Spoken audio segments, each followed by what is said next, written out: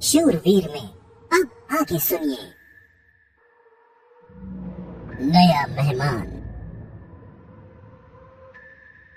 बाहर लोग डॉलर को खोज रहे थे, पर असल में जो डॉलर था यानी कि वीर, वो चुपचाप अपने कमरे में पड़ा हुआ था।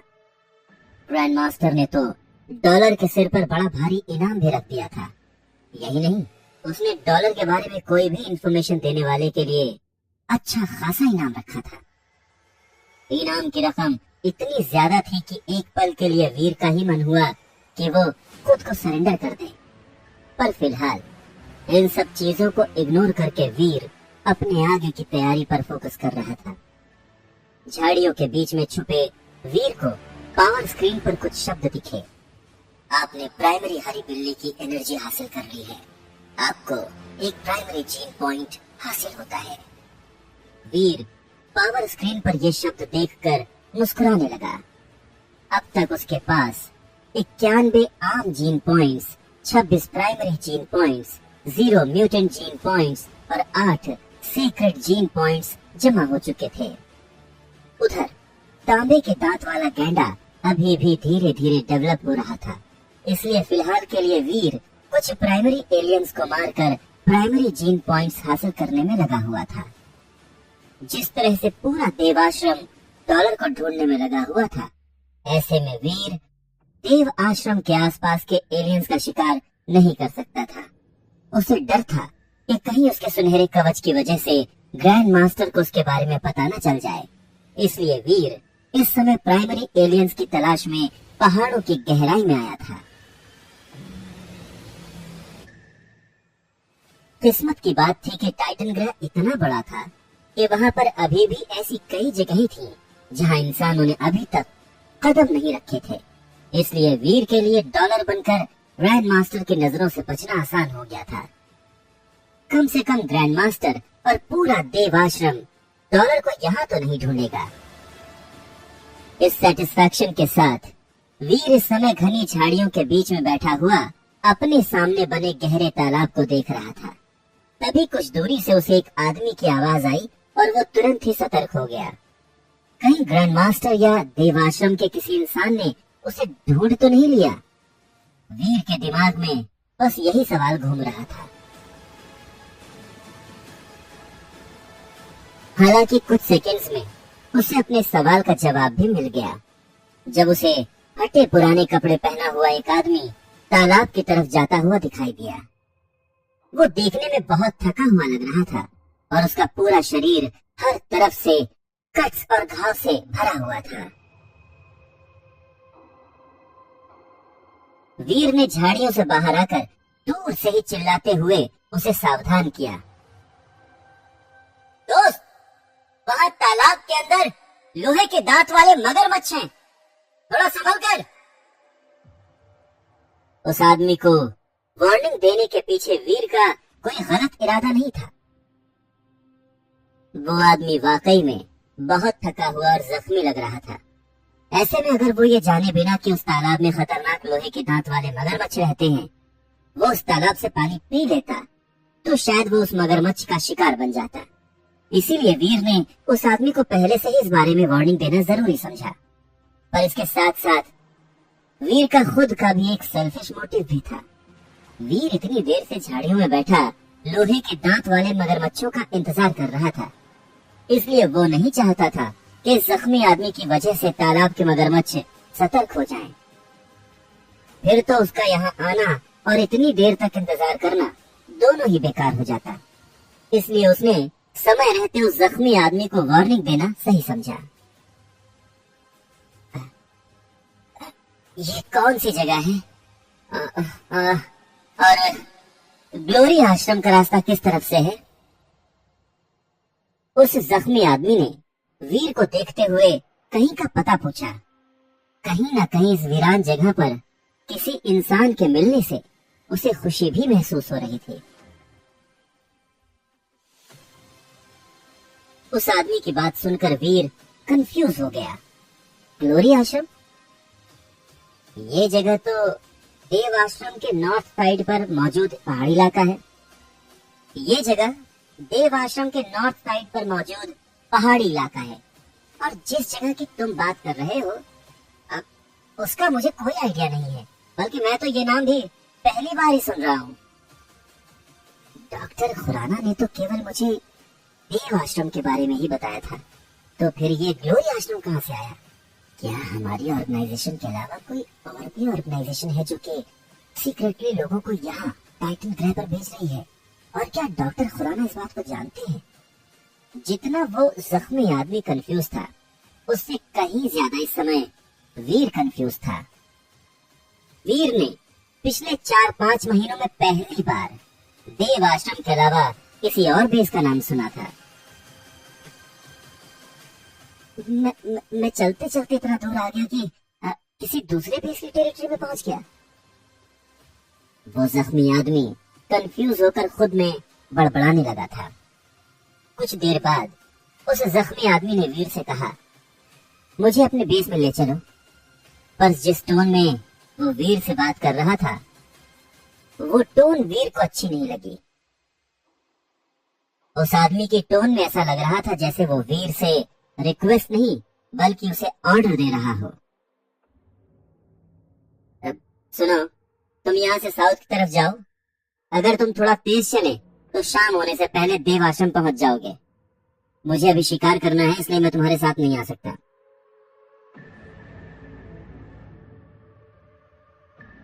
उस जख्मी आदमी की टोन सुनकर वीर ने भी उसे उतने ही एटीट्यूड से जवाब दिया और वापस से झाड़ियों की तरफ जाने लगा। अचानक से ही वो जख्मी आदमी वीर पर पीछे से अटैक करता है और उसके अटैक की वजह से वीर लड़खड़ाकर जमीन पर गिर जाता है।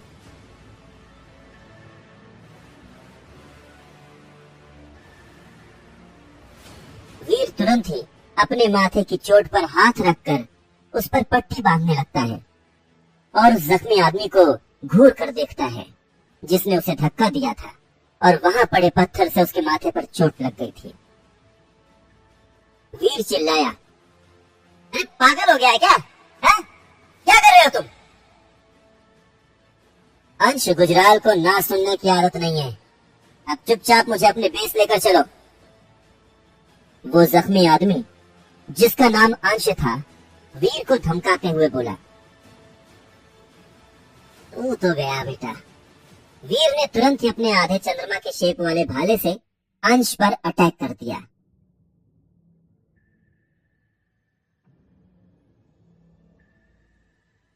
अंश की सेल्फिशनेस देखकर वीर को गुस्सा आ गया था। अगर समय पर वीर अंश को तालाब में रहने वाले मगरमच्छों के बारे में वार्निंग नहीं देता तो अब तक अंश उन सब का लंच और डिनर दोनों बन चुका होता। और इस बात का एहसान मानने के बजाय अंश उल्टा वीर पर अटैक कर रहा है, वो भी सिर्फ इसलिए क्योंकि वीर ने उसके साथ देव आश्रम जाने से मना कर दिया। वीर के लिए इतनी वजह काफी थी अंश पर काउंटर अटैक करने के लिए। स्कूल में पढ़ाई गई बेकार की बेसिक स्किल्स, इस तरह से भाला तो कोई बच्चा भी चला लेगा। भले ही यहाँ आते आते मेरी सारी डेविल सोल बर्बाद हो गई हो, पर तुम्हारे जैसे बच्चे के लिए मुझे उनकी जरूरत भी नहीं है। तुम्हारे लिए तो मैं अकेला ही काफी हूँ।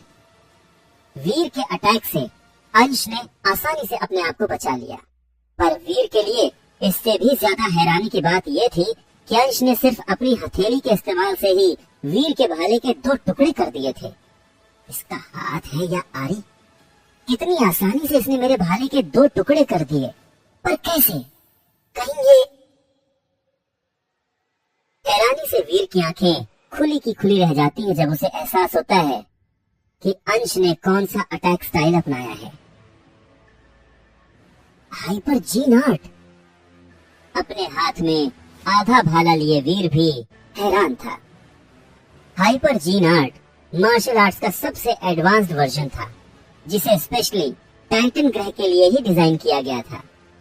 हाइपर G0 की जड़ें प्राचीन मार्शल आर्ट से जुड़ी हुई थी, जिसके रहस्यमयी मूव्स को समझ पाना साइंस के भी बस की बात नहीं थी। लेकिन इस तरह आर्ट सीखना आसान नहीं होता। इसे सीखने वाले को फिजिकली स्ट्रांग होने की जरूरत होती है, पर इसके फिजिकली स्ट्रांग होने के साथ साथ इस तरह के मार्शल आर्ट्स को और ज्यादा इफेक्टिव बनाने के लिए जीन पॉइंट्स का भी उतना ही बड़ा हाथ होता है। जीन पॉइंट्स जितने ज्यादा होंगे, मूवमेंट उतनी ही शार्प होगी। अंश गुजराल के मूवमेंट्स शायद इतने ज्यादा शार्प इसीलिए हैं क्योंकि शायद उसके पास जीन पॉइंट्स ज्यादा है। तभी तो इतना जख्मी होने के बावजूद उसने वीर के भाले के 2 टुकड़े कर दिए। जैसा तुम्हारा आईक्यू है, उसको देखकर लगता नहीं था कि तुम इतनी जल्दी सब कुछ समझ जाओगे, पर तुमने तो काफी इम्प्रेस कर दिया मुझे। आखिरी मौका दे रहा हूँ, या तो मुझे बेस ले चलो या फिर मरने के लिए तैयार हो जाओ। इतना कहने के बाद अंश एक बार फिर से अपनी दोनों हाथों की हथेलियों को एक पैटर्न में घुमाता हुआ अपनी हाइपर जीनार्ड की पोजीशन पर आ गया। उसका इरादा एकदम साफ था। अगर वीर ने उसकी बात नहीं मानी तो वो वीर के टुकड़े टुकड़े करने से पहले एक बार भी नहीं सोचेगा।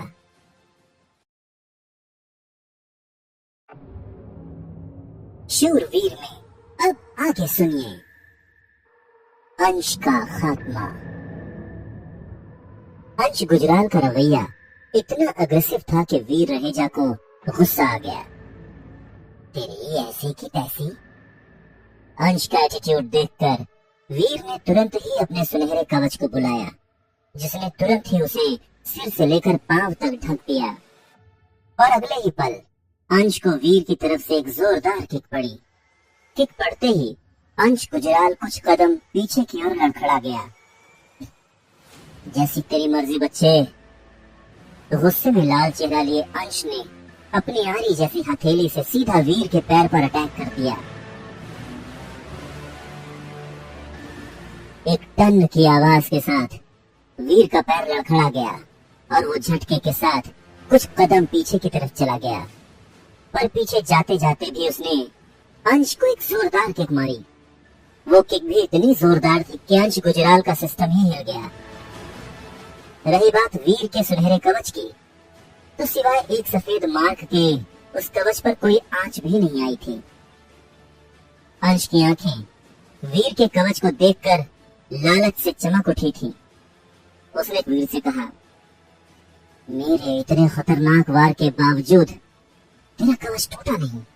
जरूर ये किसी सीक्रेट ब्लड डेविल सोल का बना हुआ है। तेरे जैसे फटीचर के पास इतनी अच्छी डेविल सोल होना मतलब कौवे के हाथ मोती का हार लगने के जैसा है। अपना ये कवच मेरे हवाले कर दे, बदले में मैं तेरी जान बख्श देता हूँ। जा। अंश की बात सुनकर वीर का गुस्सा और अधिक बढ़ गया और उसने अंश को घुमाकर एक और जोरदार लात मारी। पर इस बार उसके अटैक की वजह से लड़खड़ाने के बजाय अंश ने वीर का पैर मोड़कर उसे जमीन पर गिरा दिया। इससे पहले कि वीर उठकर अंश पर काउंटर अटैक कर पाता, अंश ने अपने घुटने से वीर की पीठ पर एक जोरदार अटैक करके उसे एक बार फिर से जमीन पर गिरा दिया। अंश के अटैक की वजह से वीर की चीख निकल गई और उसे अपनी रीढ़ की हड्डी टूटती हुई सी महसूस हुई। फटीचर हमेशा फटीचर ही रहता है, फिर चाहे उसके पास कितनी ही अच्छी डेविल सोल क्यों ना हो। चुपचाप से वो सेक्रेड ब्लड डेविल सोल मेरे हवाले कर। तेरे जैसे फटीचर इसके लायक नहीं होते। वैसे भी तेरे मरने के बाद तो वो सेक्रेड ब्लड डेविल सोल मुझे मिल ही जाएगी। अंश वीर का सिर पत्थर से लगातार लड़ाता रहता है। उसने ये ठान लिया था कि वो हर हाल में वीर की सीक्रेट ब्लड डेविल्स हासिल करके रहेगा। चोट खाते हुए वीर का खून गुस्से में खौल रहा था। तेरी तो। इससे पहले कि अंश एक बार फिर से उसका सिर पत्थर पर लड़ा पाता, वीर ने तेजी से अपना सिर अंश के सिर से लड़ा दिया था। अंश ने वीर के सडन अटैक की उम्मीद नहीं की थी, इसलिए वीर के अटैक से उसकी नाक पर बहुत गहरी चोट लगी और वो कुछ कदम पीछे की तरफ लड़खड़ा गया। पर अंश के लिए सरप्राइजेस यही खत्म नहीं हुए थे। अंश की गिरफ्त से आजाद होते ही वीर तुरंत ही सबसे खतरनाक सेक्रेट ब्लड एलियन की डेविल सोल को बुलाता है। अंश की आंखें हैरानी से खुली की खुली रह जाती जब वो वीर को एक अजीब से एलियन के रूप में बदलते हुए देखता है। इससे पहले कि अंश कुछ और समझ पाता, वीर पूरी तरह से अपना रूप बदल चुका था। ये कौन सी डेविल सोल है? ये तेरा सिर ये तेरा सिर बैल का, नीचे घोड़े का, बीच का हिस्सा इंसान का, कैसी? अंश को कुछ भी समझ में नहीं आ रहा था। कहीं न कहीं वो अब भीतर ही भीतर घबरा भी गया था, पर फिर भी वो अभी इतनी जल्दी हार नहीं मानना चाहता था।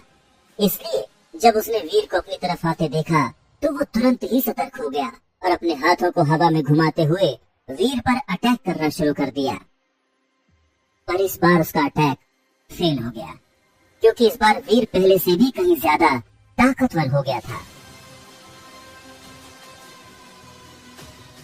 अंश के हर अटैक को इग्नोर करते हुए वीर ने उसका गला पकड़ लिया और जमीन पर गिरा दिया।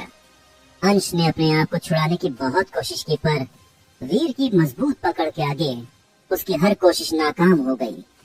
यहाँ तक कि उसने खुद को छुड़ाने के लिए वीर को लात भी मारने की कोशिश की, पर वीर अपने बैल वाले सिर से लगातार अंश गुजराल पर वार करता ही चला गया।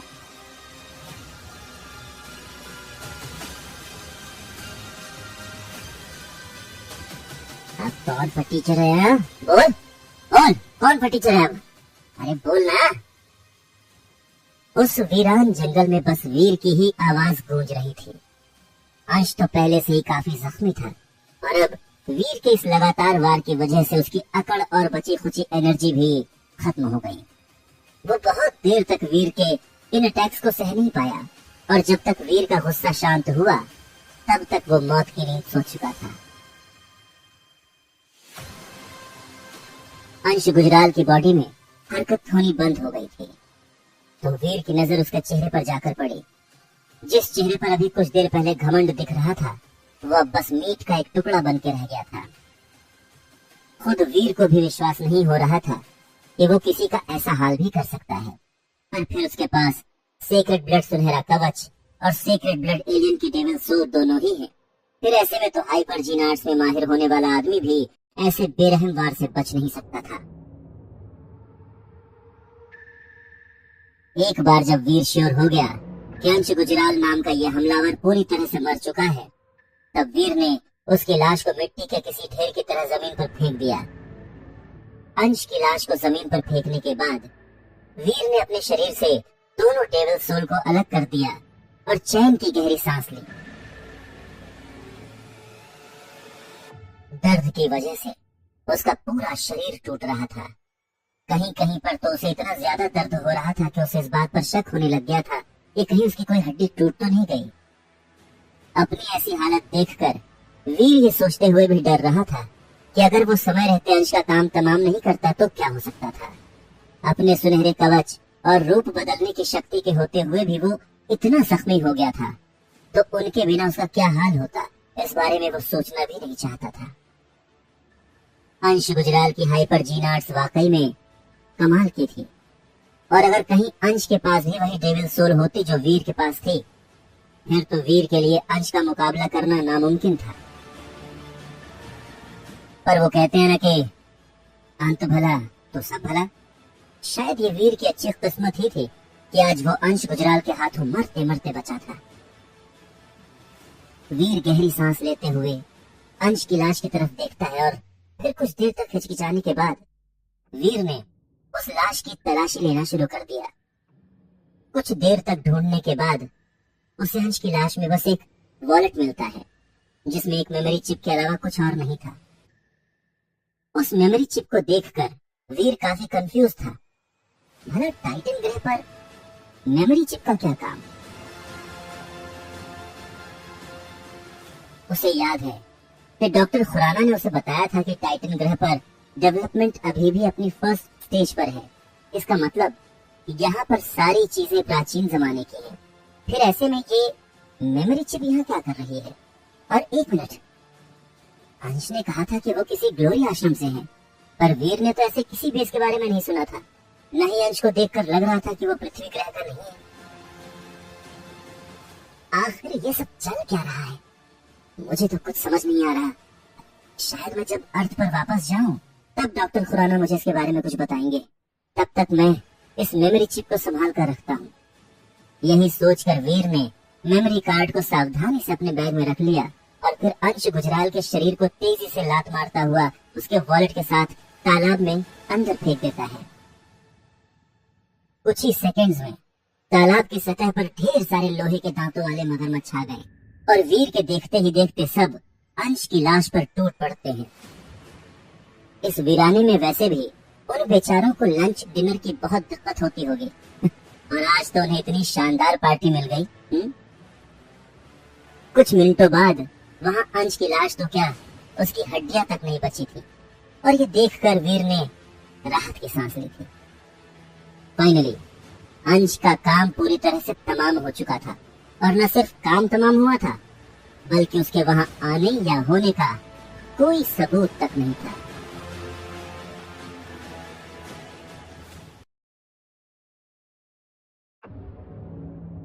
शूरवीर में अब आगे सुनिए।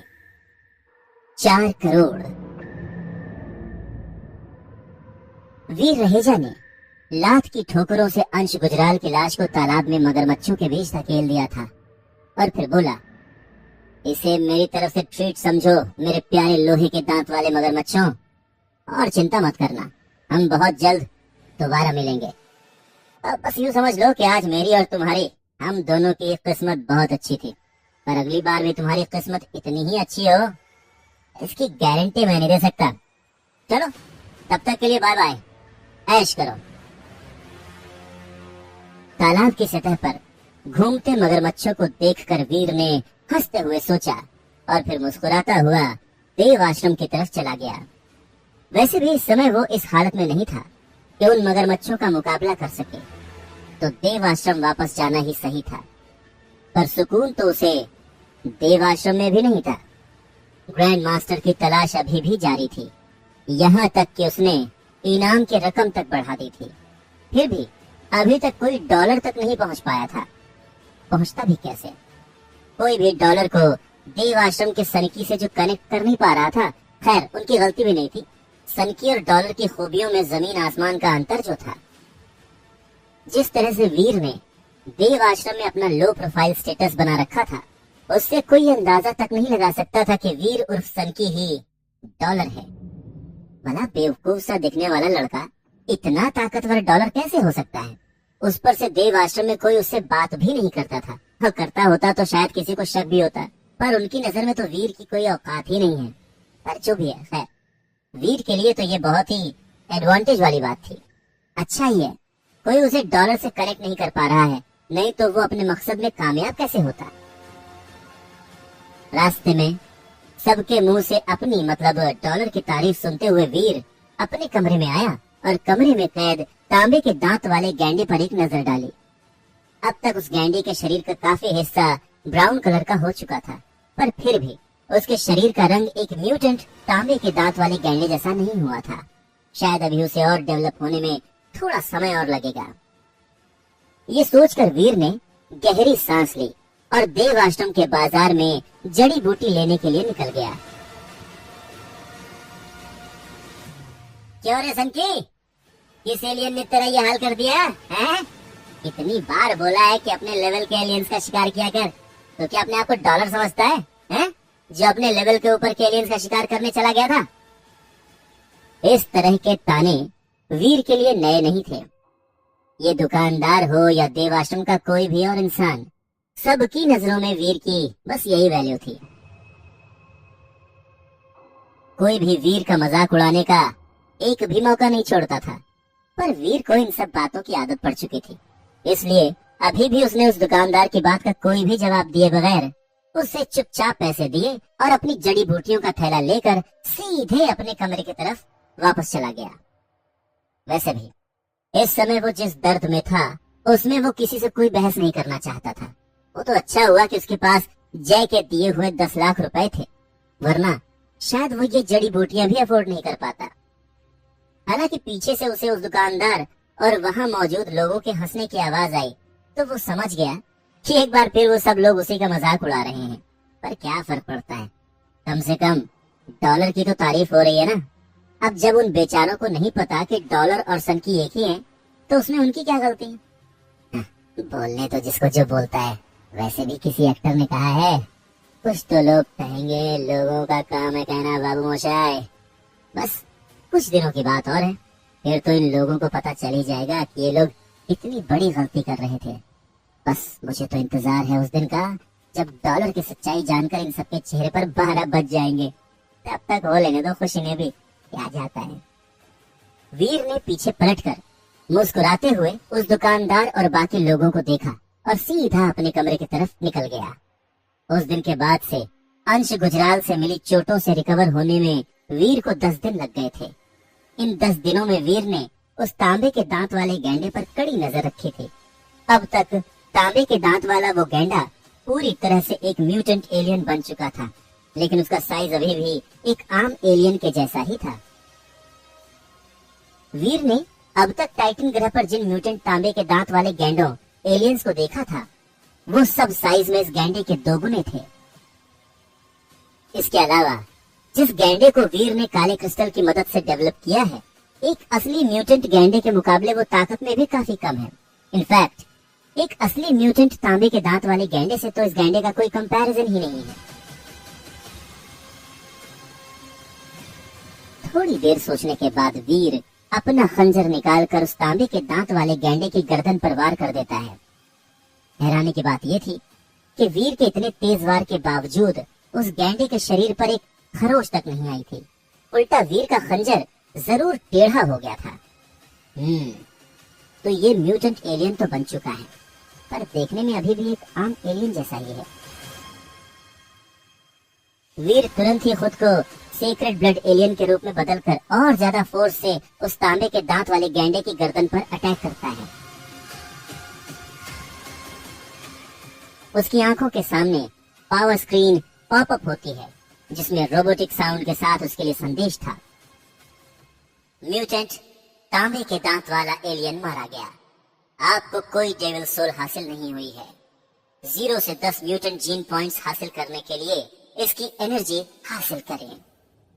डेवलप किए गए उस तांबे के दांत वाले गैंडे के मरते ही वीर की पावर स्क्रीन पर ये शब्द नजर आने लगे थे। पावर स्क्रीन पर ये शब्द पढ़कर वीर की खुशी का ठिकाना नहीं रहा। भले ही ये दिखने में बाकी म्यूटेंट तांबे के दांत वाले एलियन से अलग था, पर जब तक इसकी गिनती म्यूटेंट एलियन में आती है, तब तक कोई प्रॉब्लम नहीं है। अब बस एक ही प्रॉब्लम है, इस म्यूटेंट तांबे के दांत वाले गैंडे की एनर्जी को सेल कैसे करूंगा। अगर पैसों की जरूरत नहीं होती तो इसे बेचने के बजाय मैं खुद म्यूटेंट पॉइंट हासिल कर लेता। पर अब उस पर से ये पूरा देवाश्रम मुझे मतलब डॉलर को ढूंढ रहा है। अगर डॉलर बनकर इसे बेचने जाऊंगा तो ग्रैंड मास्टर और बाकी सब के हाथों पकड़ा जाऊंगा, पर अगर सन की बनकर बेचने जाऊंगा तो और भी बड़ी प्रॉब्लम हो जाएगी। क्या करूं अब मैं? ओहो फंस गया। वीर गहरी सांस लेते हुए सोचने लगा और अचानक से उसे कुछ याद आया। अब तो बस एक ही इंसान मेरी मदद कर सकता है। कुछ देर तक सोचने के बाद वो फाइनली एक डिसीजन ले ही लेता है और तुरंत ही उसके चेहरे पर एक बड़ी सी स्माइल आ जाती है। उसे पता है कि उसे किससे बात करनी है। इन दिनों जय का हाल बहुत ही बुरा था। अवनी ने उसे डॉलर को ढूंढने के लिए बोला था, पर जब वो डॉलर के बारे में कुछ जानता ही नहीं था तो वो उसे ढूंढता कैसे। इन 10 दिनों में वो हर उस जगह गया जहां डॉलर उसे मिल सकता था, पर अफसोस डॉलर उसे कहीं नहीं मिला। पर अवनी इस बात को मानने को तैयार नहीं थी। उसे हर हाल में डॉलर से वो सीक्रेट ब्लड डेविल सोल और गियर चाहिए थी। इसीलिए उसने जय को और ध्यान से ढूंढने का ऑर्डर दिया और तब से जय जगह जगह जाकर वीर मतलब डॉलर को ढूंढ रहा है। पर डॉलर तो ऐसे गायब हुआ है जैसे कि वो कभी टाइटन ग्रह पर मौजूद ही नहीं था। अगर देव आश्रम के बाकी लोगों ने उस दिन अपनी आंखों से डॉलर को नहीं देखा होता तो शायद अब तक जय को ये लगने लगता कि उसकी आंखों को कोई धोखा हुआ है और डॉलर जैसा कोई इंसान है ही नहीं। उस दिन सुबह सुबह भी वो डॉलर की तलाश में निकल रहा था कि तभी अचानक से उसका पैर किसी चीज से टकरा गया और वो मुंह के बल गिर गया। कौन गधा है ये? मेरे कमरे के सामने इतना बड़ा पत्थर रख के कौन चला गया है? कसम से अगर मिल गया ना तो मार मार के भरता बना दूंगा। जय का मूड आजकल वैसे ही बहुत खराब रहता था। उस पर से सुबह सुबह इस तरह से मुंह के बल गिरने से और ज्यादा गुस्सा आ गया था उसे। पर अफसोस, अपना गुस्सा उतारने के लिए उसे वहां कोई नजर भी नहीं आ रहा था। एक गहरी सांस लेने के बाद जय खुद ही उस पत्थर को हटाने के लिए आगे बढ़ता है कि अचानक पत्थर के नीचे उसे कुछ नजर आता है। करीब से देखने पर उसे एक बंडल के साथ साथ एक नोट नजर आता है जिस पर लिखा था, 1 करोड़ की कीमत का सामान डिलीवर कर दिया है। अगर और चाहिए तो पैसे लेकर कल टिड्डों के इलाके में आ जाना, सिर्फ कैश। उस नोट में भेजने वाले का नाम तो नहीं लिखा था, पर नोट के लेफ्ट साइड पर कोने में एक कॉइन की ड्राइंग बनी हुई थी। डॉलर। जय को ये समझते देर नहीं लगी कि ये नोट किसकी तरफ से आया है।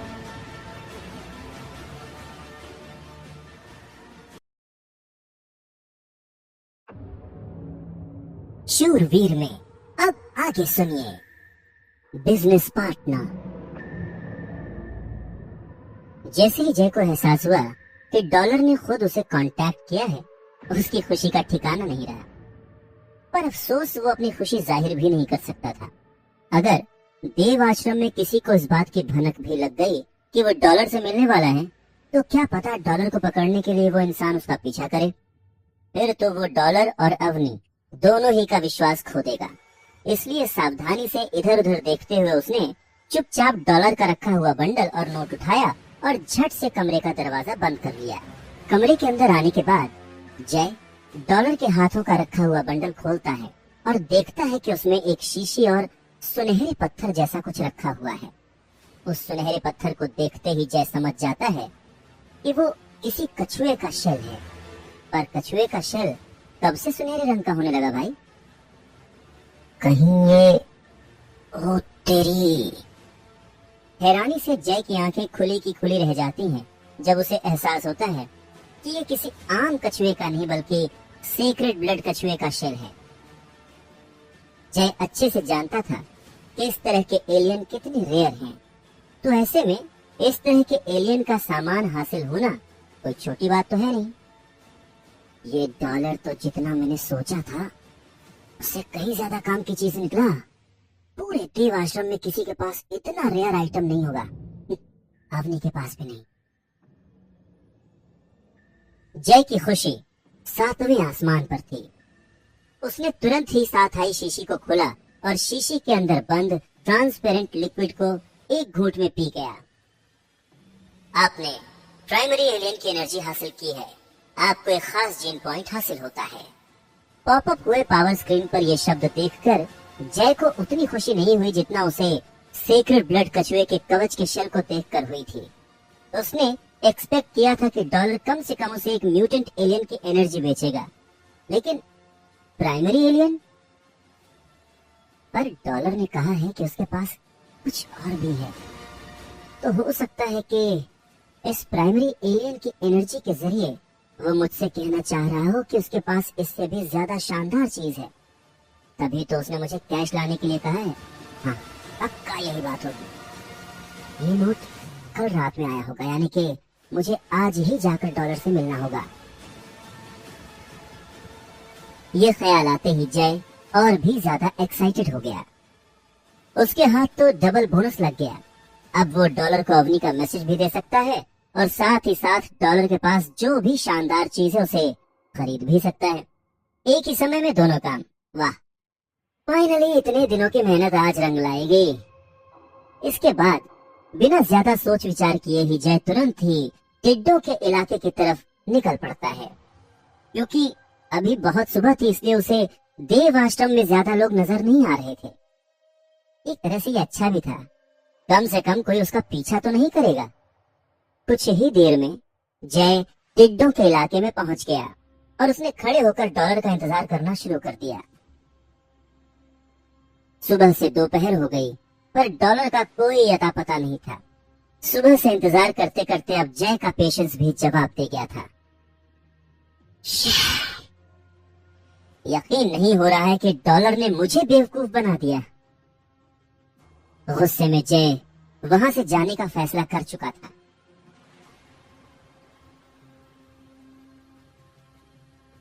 पैसे लाए? जय वहां से जाने ही वाला था कि अचानक पीछे से उसे किसी की आवाज सुनाई दी थी। हैरान होकर जब उसने मुड़कर देखा तो उसे जमीन के नीचे से डॉलर सुनहरे रंग का कवच पहने बाहर आता नजर आया। भाई, क्या तुम सुबह से यहाँ छुपे हुए थे? जय हैरानी से वीर को देखते हुए पूछता है। मैं यहाँ कल रात से छुपा हुआ हूँ। तुम तो जानते ही हो कि देव आश्रम में आजकल क्या चल रहा है। मैं नहीं चाहता था कि कोई तुम्हारा पीछा करते करते मुझ तक पहुंचे, बस इसीलिए प्रिकॉशन के तौर पर मैं यहाँ छुपा हुआ था। वीर ने कंधे उचकाते हुए अपनी बात कुछ इस तरह से कही मानो कि उसके लिए कोई बड़ी बात नहीं थी, पर उसकी बात से जय उससे और भी ज्यादा इम्प्रेस हो गया था। मैं तो हमेशा से ही जानता था कि तुम ताकतवर होने के साथ साथ इंटेलिजेंट भी हो, इसीलिए तो मैंने बिजनेस के लिए तुम्हें चुना। और तुम चिंता मत करो, देव आश्रम में कोई नहीं जानता कि मैं यहाँ तुमसे मिलने आया हूँ। यहाँ तक कि अपनी शेरगिल भी ये बात नहीं जानती। तुमसे मुझे इतनी शानदार चीजें मिल रही हैं, फिर मैं तुम्हें धोखा क्यों दूंगा? भला कभी रॉबिन ने बैटमैन को धोखा दिया है? जय डॉलर उर्फ वीर को थम्स अप देते हुए कहता है। वो वाकई में डॉलर से बहुत इम्प्रेस था। रात भर ऐसे जमीन पर छुपे रहना कोई छोटी बात नहीं थी। अब कितनी दिक्कत हुई होगी ना उसे। सुनो, ये फालतू बातें बंद करो और बताओ कि पैसे लाए हो कि नहीं। वीर जय की बातें सुनने में बिल्कुल भी इंटरेस्टेड नहीं था, और वैसे भी जय को जरूरत क्या है हर बार उसे इतना इम्प्रेस करने की कोशिश करने की। देव आश्रम में भला ऐसा दूसरा कौन है जिसके साथ वीर बिजनेस कर सकता है? पर जय तो नहीं जानता ना कि डॉलर और सन की एक ही है, तो फिर उसका ऐसी बातें करना बनता है। हाँ हाँ, क्यों नहीं। पहले ये लो 1 करोड़ रुपए उस सुनहरे कछुए की शेल के लिए। मानना पड़ेगा, इतना समय हो गया मुझे टाइटन पर, मगर ऐसा रेयर आइटम मैंने आज तक नहीं देखा। रही बात प्राइमरी एलियन की एनर्जी की, तो उसके लिए 10 लाख तो मैं तुम्हें पहले ही दे चुका हूँ। बाकी के बचे 50 लाख ये लो। अब बताओ तुम्हारे पास मेरे लिए और क्या है? जय एक्साइटेड होकर वीर से पूछता है। वो श्योर था कि डॉलर के पास जरूर ही कोई बहुत शानदार चीज है। क्या पता उसकी किस्मत अच्छी हो और डॉलर को वो सेक्रेड ब्लड एलियन की डेविल सोल और गियर ही बेच दे। एक म्यूटेंट तांबे के दांत वाले गैंडे की एनर्जी, कीमत 2 करोड़, कोई मोल भाव नहीं। वीर जय को एक छोटी शीशी दिखाते हुए कहता है, और उसकी बात सुनकर जय की आंखें चमक उठती हैं। मैं जानता था कि तुम मुझे कोई शानदार आइटम ही दोगे, और पैसों की चिंता तुम बिल्कुल मत करो। हाँ, बिल्कुल नहीं। मैं तो कहता हूँ कि तुम 2.5 करोड़ ले लो, ये लो। जय एक्साइटेड होकर वीर के हाथों में नोटों के बंडल पकड़ाता है, और वीर उसे हैरानी से देखता है। 2 करोड़ की जगह पर 2.5 करोड़ रुपए। और तो और जय ने चेक भी नहीं किया कि क्या वाकई में वो उसे म्यूटेंट एलियन की एनर्जी बेच भी रहा है या नहीं। भाई एक बार चेक तो कर लो, वीर जय से कहता है, और उसकी बात सुनकर जय हंसने लगता है। चेक क्या करना, तुमने दिया है ना, काफी है। मुझे तुम पर पूरा भरोसा है डॉलर, पूरा भरोसा। तुम झूठ बोल ही नहीं सकते। जय मुस्कुराते हुए कहता है, और उसकी बात सुनकर डॉलर और वीर शांत रह जाता है। वैसे डॉलर, अच्छा हुआ कि तुम मुझे मिल गए। मुझे तुमसे कुछ जरूरी बात भी करनी थी। डॉलर, तुम तो जानते ही होगे कि मैं अवनी शेरगिल के लिए काम करता हूँ। मेरे पास तुम्हें देने के लिए अवनी शेरगिल का एक मैसेज है। वो चाहती है कि जो सीक्रेट ब्लड एलियन की डेविल सोल और गियर तुमने हासिल किया था, वो तुम उसे बेच दो। कीमत जो भी तुम चाहो। ट्रस्ट मी ब्रो, इससे अच्छा मौका तुम्हें नहीं मिलेगा। अवनी शेरगिल तुम्हें माला माल कर देगी। जय की बात सुनकर वीर सोच में पड़ गया। इसका ऑफर तो बुरा नहीं है। डेविल सोल नहीं, पर वो सुनहरी कुल्हाड़ी तो मैं बेच ही सकता हूँ। वैसे भी वो इतनी भारी है कि मैं उसे अपने साथ लेकर कहीं आ जा भी नहीं सकता, और वैसे भी कब तक उसे वहां जमीन में नीचे छिपा कर रखूंगा। वीर ने कुछ देर तक सोचा और फिर जय की तरफ देखने लगा। कीमत कितना देगी वो? वीर जय से पूछता है और जय के चेहरे पर एक बड़ी सी स्माइल आ जाती है। आफ्टर ऑल डॉलर उसके ऑफर के बारे में सोच रहा था। देखो वो तो मुझे नहीं पता, उसके लिए तो तुम्हें खुद ही अवनी से बात करनी होगी। मैं तो बस उसका मैसेज तुम्हारे पास लाया हूँ। तो बताओ क्या कहते हो? जय एक्साइटेड होकर अपनी दोनों हथेलियां मलते हुए पूछता है। फाइनली अब अवनी उसकी जान खाना बंद कर देगी। वीर ने जैसे कहा, जाकर अवनी से बोलो कि अगर वाकई में वो ये सामान मुझसे खरीदना चाहती है तो पहले मुझे उसकी एक कीमत बताए। अगर मुझे सही लगी तो उसे मैं वो सामान बेच दूंगा, पर मेरी एक शर्त है, पैसे लेकर तुम आओगे, अवनी नहीं। मंजूर है? वीर जानता था कि अवनी से अकेले में मिलना बहुत रिस्की हो सकता है। अगर उसने डॉलर और वीर को पहचान लिया तो फिर वो ये रिस्क नहीं ले सकता था।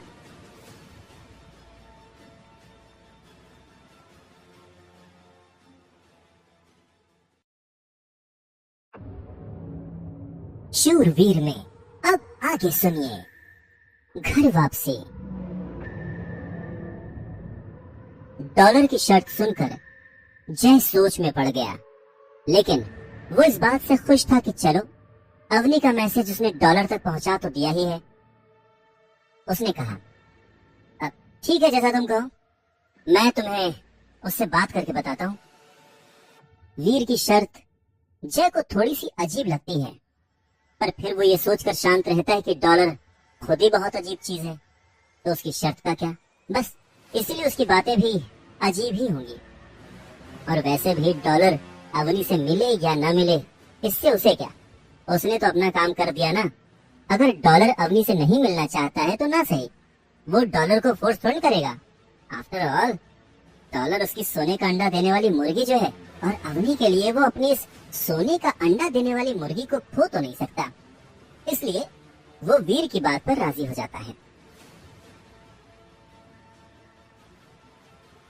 और वैसे भी ऐसा तो होगा नहीं कि देव आश्रम में रहकर डॉलर और अवनी कभी आमने सामने नहीं आएंगे। कभी ना कभी तो वो लोग एक दूसरे से टकराएंगे ही, तब ये लोग आपस में ही निपट लेंगे। तब तक अगर जय को मैसेंजर ही बने रहना पड़ेगा तो वही सही, कम से कम दोनों पार्टीज खुश तो रहेंगी। और दोनों पार्टीज खुश तो जय खुश, और फिलहाल के लिए वही काफी है। जय को म्यूटेंट एलियन की एनर्जी बेचने के बाद वीर टिड्डों के इलाके से चला गया। रास्ते में एक सुनसान जगह देखकर उसने अपना सुनहरा कवच हटाया और देव आश्रम की तरफ निकल पड़ा। इस समय वीर बहुत ही अच्छे मूड में था। आफ्टर ऑल उसने जितना सोचा था उससे कहीं ज्यादा उसने कमाया था। आया तो वो 3 करोड़ रुपए कमाने था, पर यहाँ उसे 1 करोड़ रुपए बोनस के मिल गए। अब घर भी बिकने से बच जाएगा और उसकी बहन का फ्यूचर भी सिक्योर हो जाएगा। अपने कमरे में आते ही वीर ने अपना सामान पैक किया और टेलीपोर्ट स्टेशन की तरफ निकल गया। फाइनली जिस मकसद के लिए वो यहाँ आया था वो पूरा हो गया, और अब करीब 6 महीने के बाद वो घर जा रहा था। उसे ऐसा लग रहा था जैसे कि उसके कंधों से बहुत बड़ा बोझ उतर गया हो। टेलीपोर्ट स्टेशन से अपने प्लेनेट पहुंचने में बस कुछ ही सेकंड्स लगे। लैब में डॉक्टर खुराना से उनका हाल चाल पूछने के बाद वीर सीधा अपने घर की तरफ निकल गया। बात तो उसे कई चीजों के बारे में डॉक्टर खुराना से करनी थी, पर उन सब में टाइम लग जाता, और इस समय वीर को अपने घर जाने की जल्दी थी। इसलिए डॉक्टर खुराना से बाद में बात करने के लिए बोलकर वीर अपने घर चला गया। 6 महीने बाद वीर का घर लौटना उसके घर वालों के लिए किसी फेस्टिवल से कम नहीं था। वो लोग नहीं जानते थे कि इतने दिनों में वीर टाइटन ग्रह पर था। उनके हिसाब से तो डॉक्टर खुराना ने वीर की जॉब अपने ऑर्गेनाइजेशन की दूसरी ब्रांच में लगवाई थी, जो दूसरे शहर में था। इतने दिन वीर इसलिए घर नहीं आया क्योंकि डॉक्टर खुराना की ऑर्गेनाइजेशन के नियम काफी अलग हैं। इसलिए जब तक कि वीर का प्रोजेक्ट खत्म नहीं हो जाता वो घर नहीं जा सकता था। यही वो बहाना था जो वीर और डॉक्टर खुराना ने मिलकर प्रेरणा रहेजा को बताया था। जाहिर है वो दोनों उन्हें ये नहीं बता सकते थे कि पैसे कमाने के लिए वीर दूसरे शहर नहीं बल्कि दूसरे ग्रह जाने वाला था। वो कभी इस बात के लिए राजी नहीं होती, इसलिए बेहतर यही था कि प्रेरणा रहेजा से सच्चाई छुपी रहे। इसलिए अब जब 6 महीने के बाद वीर घर लौटा तो घर वालों की खुशी का ठिकाना नहीं था। उसकी छोटी बहन अनुजा तो उसे छोड़ ही नहीं रही थी। इतने दिन टाइटन ग्रह पर इतने अजनबियों और एलियंस के बीच अकेले रहने के बाद अपने घर वालों के बीच आना वीर के लिए बहुत इमोशनल था। सही मायनों में आज उसे एहसास हुआ कि इतने दिन उसने अपनी फैमिली को कितना मिस किया था, पर फिर वो गया भी तो उन्हीं लोगों के लिए था ना, ताकि फ्यूचर में उन लोगों को कोई परेशान न कर सके। और अब फाइनली वो ये कह सकता था कि उसके डैड ने जो जिम्मेदारी उस पर छोड़ी थी उसे उसने अच्छे से पूरा किया है। शाम को एडवोकेट विक्रम से मिलकर वीर ने सभी जरूरी फॉर्मेलिटीज पूरी करते हुए अपने रिश्तेदारों को 1-1 करोड़ रुपए दे दिए। फ्यूचर में वो लोग किसी तरह की प्रॉब्लम न क्रिएट करें, इसके लिए वीर ने एडवोकेट विक्रम को बोलकर पहले ही उनसे डॉक्यूमेंट साइन करवा लिए थे। इतने कम समय में वीर को इतने रुपयों का इंतजाम करते देख उसके रिश्तेदार भी हैरान थे, पर वीर को इन सब से कोई मतलब नहीं था। उसकी फैमिली सेफ है, उसके लिए इतना ही काफी था। बाकी अब उसके रिश्तेदार क्या सोच रहे हैं क्या नहीं, उससे वीर को क्या फर्क पड़ता था। वीर के चाचा ने उससे इस बारे में बात करने की कोशिश भी की, पर वीर ने उन्हें पूरी तरह से इग्नोर कर दिया। अब जब वो लोग उसकी फैमिली को और परेशान नहीं करेंगे तब तक वो लोग जिए या मरे उससे मतलब नहीं है। सारी फॉर्मेलिटीज पूरी होने के बाद वीर ने राहत की सांस ली। अब जब सब कुछ ठीक हो आया है तो आगे भी सब ठीक ही होगा। उसकी बहन अब गवर्नमेंट स्कूल नहीं बल्कि बाकियों की तरह प्राइवेट स्कूल में जाएगी और वीर से अच्छी एजुकेशन हासिल करेगी, और उसकी माँ को भी बाहर जाकर जॉब करने की जरूरत नहीं पड़ेगी। फाइनली जिंदगी पहले जैसी हो रही है। वीर इन्हीं सब ख्यालों में खोया हुआ अपने कमरे में बैठा था कि अचानक उसे कुछ याद आया। वो मेमोरी चिप जो उसे टाइटन ग्रह पर अंश गुजराल के पास मिली थी, क्या हो सकता है उस चिप में? और सबसे बड़ी बात, वो टाइटन पर क्या कर रही थी? आफ्टर ऑल वो ये कभी नहीं भूल सकता कि जख्मी होने के बावजूद अंश उस पर कितना भारी पड़ गया था। अगर उसके पास भी वीर जैसी ही डेविल सोल होती तो इस समय वीर अपने घर में जिंदा नहीं बैठा होता। पता नहीं क्यों, पर वीर को ऐसा इंट्यूशन हो रहा था कि इस चिप में कुछ ऐसा है जो उसके लिए बहुत फायदेमंद साबित हो सकता है। यही सोचकर वीर ने तुरंत ही अपने लैपटॉप पर वो चिप इंसर्ट किया और कुछ देर में उस चिप के कंटेंट्स वीर के सामने आ गए। हाइपर जीन आर्ट्स, ये हाइपर जीन आर्ट्स का ट्यूटोरियल है। वीर को अपनी आंखों पर विश्वास नहीं हुआ था। कहीं ना कहीं उसे हंसी भी आ गई थी। उसे लगा था कि शायद इस चिप में कोई कॉन्फिडेंशियल इंफॉर्मेशन होगी, पर यहाँ तो ट्यूटोरियल है। पर यह भी बुरा नहीं है, कम से कम उसे बिना पैसे खर्च किए हाइपर जीन आर्ट सीखने को मिल जाएगी। यही सोचकर वीर ने उस ट्यूटोरियल को देखना शुरू कर दिया। वीडियो में एक बहुत ही खूबसूरत लड़की अलग अलग तरह के मूवमेंट्स करके उसके बारे में समझा रही थी। भले ही वो लड़की बहुत ज्यादा खूबसूरत थी, पर वीर का पूरा ध्यान सिर्फ उसकी बातों पर और हाइपर जीन आर्ट पर था। एक पल के लिए भी उसके मन में कोई गलत ख्याल नहीं आया। जेड स्किन, ये तो वही आर्ट है ना जिसका इस्तेमाल उस दिन अंश गुजराल ने किया था। वीर को ऐसा लग रहा था मानो उसके हाथ खजाना लग गया हो। उसे याद है कैसे अंश के हाथों ने किसी आरी की तरह उसके भाले के 2 टुकड़े कर दिए थे। फाइनली अब वो भी वो आर्ट सीख सकता है। 48 घंटे तक कमरे में बंद रहने के बाद आखिरकार वीर ने उस वीडियो ट्यूटोरियल से सब कुछ सीख लिया और उसके बाद उसने चिप को डिस्ट्रॉय कर दिया। वो किसी भी तरह का रिस्क नहीं लेना चाहता था। अगर वो इस चिप को अपने साथ रखता और फ्यूचर में अगर ये किसी के हाथ लग जाती तो उसके लिए प्रॉब्लम क्रिएट हो सकती थी। हाइपर जीन आर्ट का ये ट्यूटोरियल देखने के बाद वीर इतना तो समझ गया था कि अंश गुजराल कोई छोटा मोटा आदमी नहीं था। उसके पीछे कोई बहुत ही बड़ी इन्फ्लुएंशियल ताकत का हाथ है, और एक बार अगर उस आदमी को अंश की मौत का पता चल जाएगा तो क्या पता वो इस चिप के जरिए वीर तक पहुंच जाए। इसलिए उस चिप का डिस्ट्रॉय होना ही सही था। चिप को पूरी तरह से डिस्ट्रॉय करने के बाद वीर हाइपर जीन आर्ट्स की प्रैक्टिस करना शुरू कर देता है। इससे पहले उसने कई बार इस ट्यूटोरियल को खरीदने की कोशिश की थी, पर एक्सपेंसिव होने के कारण वो ऐसा कर नहीं पाया था। अब जब उसके पास इतने पैसे हो गए थे कि वो इस ट्यूटोरियल को खरीद भी सकता था, तो किस्मत ने उसे ये फ्री में दे दिया। और वो भी इतने एडवांस लेवल का। अब तो उसकी किस्मत भी उसका साथ दे रही थी। हालांकि वो ये जानता था कि जेट स्किन की प्रैक्टिस करना देव आश्रम में उसकी सच्चाई बाहर ला सकता था। वहां पर जो लो प्रोफाइल स्टेटस उसने बनाया था वो खतरे में पड़ सकता था, पर फिर भी उसने इस आर्ट की प्रैक्टिस करने की सोची। आफ्टर ऑल वो जिंदगी भर तो टाइटन ग्रह पर लो प्रोफाइल नहीं रह सकता ना, कभी ना कभी तो उसकी लेवल अप होगी ही।